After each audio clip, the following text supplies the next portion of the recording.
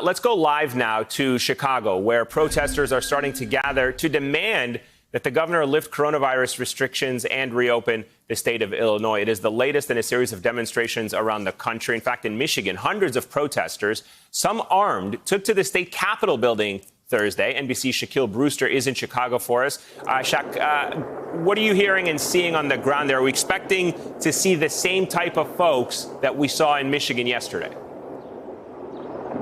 Well, Eamon, it's currently not the scene that you saw in Michigan yesterday in the size and scope of that protest, but it is a protest that will be beginning in about 2 hours, according to the organizer who I spoke with just this morning.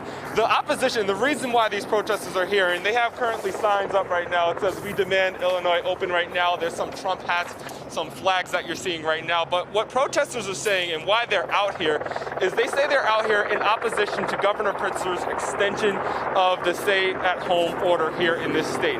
Under his order, masks must be required now.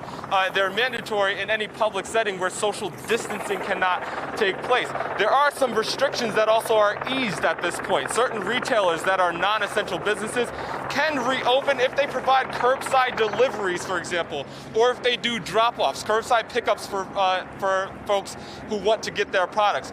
What you're seeing here mirrors a lot of what you're seeing across this region. You think about Wisconsin, where they also have had protests and sizable protests. Michigan, that we saw the protests just yesterday. You're also seeing the governor here face legal action and legal threats from the legislature. You hear lawmakers saying that they're willing to sue the governor for his extension of the stay-at-home order. That's something that you heard in Michigan as well. And going back to Wisconsin, in that state, the GOP legislature is suing this governor and this health department, saying that the governor has overstepped the authority there. So you're seeing protesters out and opposing what they're seeing from the stay-at-home order, but you're also seeing that litigation and the governor's having to face. Thank you for checking out our YouTube channel.